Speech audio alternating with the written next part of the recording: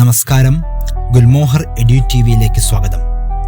ഉപഭോക്താക്കളുടെ അവകാശങ്ങളുമായി ബന്ധപ്പെട്ട് ചരിത്രത്തിൽ ഇടം പിടിക്കുന്ന വിധിയാണ് ദേശീയ ഉപഭോക്തൃ തർക്ക പരിഹാര കമ്മീഷൻ കഴിഞ്ഞ ദിവസം പുറപ്പെടുവിച്ചത്.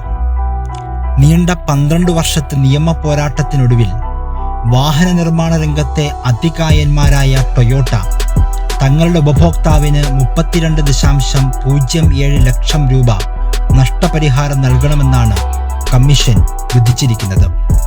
അപകടം നടന്നപ്പോൾ വാഹനത്തിന്റെ എയർ ബാഗുകൾ പ്രവർത്തിച്ചില്ല എന്ന് ചൂണ്ടിക്കാണിച്ച് ആന്ധ്രാപ്രദേശ് സ്വദേശി സുനിൽ റെഡ്ഡി എന്നയാൾ നൽകിയ പരാതിയിലാണ് നടപടി.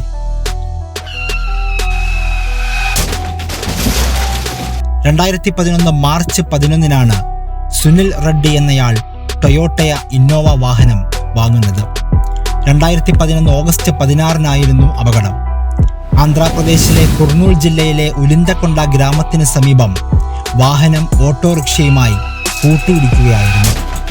ഈ സമയത്ത് വാഹനത്തിന്റെ മുന്നിലെ എയർ ബാഗുകൾ പ്രവർത്തിച്ചില്ല. അപകടശേഷം റെഡ്ഡി വാഹനം ബാംഗ്ലൂരുവിലെ നന്ദി ടൊയോട്ട മോട്ടോർ വേൾഡ് സർവീസ് സെന്ററിൽ സർവീസിനായി നൽകി. കൂടാതെ എയർ ബാഗ് പ്രവർത്തിക്കാത്തതിന് ടൊയോട്ടയോട് നഷ്ടപരിഹാരം ആവശ്യപ്പെടുകയും ചെയ്തു. എന്നാൽ കമ്പനി തെറ്റ് അംഗീകരിക്കാനോ നഷ്ടപരിഹാരം നൽകാനോ വിസമ്മതിച്ചതോടെ റെഡ്ഡി നിയമ നടപടികളിലേക്ക് കടക്കുകയായിരുന്നു. ആദ്യമായി വക്കീൽ നോട്ടീസ് അയച്ചു. ഇതിന് മറുപടി ലഭിക്കാതെ വന്നതോടെ ജില്ലാ ഉപഭോക്തൃ ഫോറത്തെ സമീപിച്ചു. അപകട സമയത്ത് എയർ ബാഗുകൾ തുറന്നില്ല എന്നും വാഹനത്തിന്റെ മുൻഭാഗത്ത് കാര്യമായ കേടുപാട് സംഭവിച്ചുവെന്നും യാത്രക്കാർക്ക് പരിക്കേറ്റുവെന്നും പരാതിയിൽ ഉന്നയിച്ചു. നിരവധി വാദപ്രതിവാദങ്ങൾക്കൊടുവിൽ 2014 നവംബറിൽ റെഡ്ഡിക്ക് അനുകൂലമായ ഉത്തരവ് വന്നു.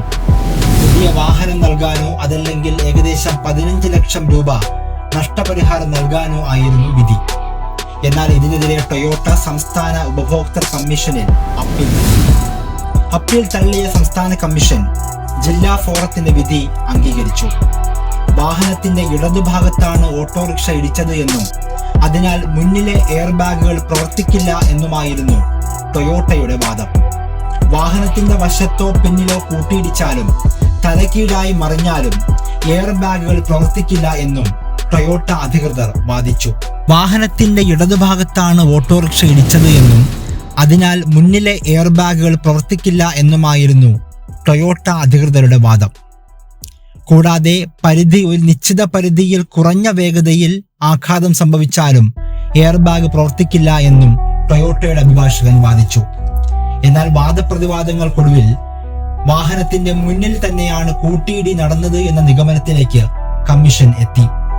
ഇതിനെതിരെ ടൊയോട്ട ദേശീയ ഉപഭോക്തൃ തർക്ക പരിഹാര കമ്മീഷന് മുന്നിൽ അപ്പീൽ നൽകുകയായിരുന്നു. ഇന്നോവയിൽ ഉപയോഗിച്ചിരുന്ന സാങ്കേതിക വിദ്യ അന്താരാഷ്ട്ര ഗുണമേന്മയുള്ളത് ആണെന്നും automotive research association of India അംഗീകാരം നൽകിയിട്ടുണ്ട് എന്നും ദേശീയ കമ്മീഷന് മുന്നിൽ ടൊയോട്ട വ്യക്തമാക്കി. പ്രസ്തുത വാഹനം നന്നാക്കിയപ്പോൾ എയർ ബാഗ് വിന്യസിക്കാൻ ആവശ്യമായ സെൻസറുകൾക്ക് പ്രശ്നമൊന്നും സംഭവിച്ചിട്ടില്ല എന്നും തെളിവുകൾ പുനഃപരിശോധിക്കണമെന്നും ടൊയോട്ട ദേശീയ കമ്മീഷന് മുമ്പിൽ ആവശ്യപ്പെട്ടു. തുടർന്ന് വാഹന ഉടമ റെഡ്ഡി നിശ്ചയിച്ച കാർ വിദഗ്ധനായ പ്രശാന്ത് കുമാറിന്റെയും ടൊയോട്ടയിലെ വിദഗ്ധൻ ബി കാർത്തികേയന്റെയും മൊഴി കമ്മീഷൻ രേഖപ്പെടുത്തി. മുൻവശത്താണ് കൂട്ടിയിടി നടന്നത് എന്നതിന് തെളിവുണ്ടെന്നും അതിനാൽ എയർ ബാഗുകൾ വിന്യസിക്കേണ്ടതായിരുന്നുവെന്നും പ്രശാന്ത് കുമാർ കമ്മീഷന് മൊഴി നൽകി. അപകടത്തിൽ ഓട്ടോ ഡ്രൈവർക്കും യാത്രക്കാർക്കും പരിക്കേൽക്കുകയും ചെയ്തിരുന്നു. ഇക്കാര്യം രേഖപ്പെടുത്തിയ FIR-ഉം കമ്മീഷൻ തെളിവായി പരിഗണിച്ചു. തുടർന്നാണ് നഷ്ടപരിഹാരമോ പുതിയ വാഹനമോ നൽകണമെന്ന് കാണിച്ച് കമ്മീഷൻ ഉത്തരവ് പുറപ്പെടുവിച്ചത്. ടൊയോട്ട കിർലോസ്കർ മോട്ടോഴ്സും ബാംഗ്ലൂരുവിലെ കാർ ഡീലർഷിപ്പായ നന്ദി ടൊയോട്ട മോട്ടോർ വേൾഡുമാണ് 15 ലക്ഷം രൂപയും അതിന്റെ 12 വർഷത്തെ 9% പലിശയുമായ 17 ലക്ഷം രൂപയും നൽകേണ്ടത്. നഷ്ടപരിഹാരം നൽകാത്ത പക്ഷം പുതിയ വാഹനം നൽകണമെന്നും ഉത്തരവിൽ പറയുന്നു. ഉപഭോക്താക്കളുടെ അവകാശങ്ങൾ ലംഘിക്കപ്പെട്ടാൽ ഏത് വൻകിട കോർപ്പറേറ്റ് സ്ഥാപനത്തിനെതിരെയും നിയമ നടപടികൾ സ്വീകരിക്കുന്നതിനുള്ള അവസരങ്ങൾ രാജ്യത്ത് നിലനിൽക്കുന്നു എന്ന് ആവർത്തിച്ചു വ്യക്തമാക്കുന്ന വിധിയാണ് ദേശീയ ഉപഭോക്തൃ തർക്ക കമ്മീഷൻ പുറപ്പെടുവിച്ചിരിക്കുന്നത്.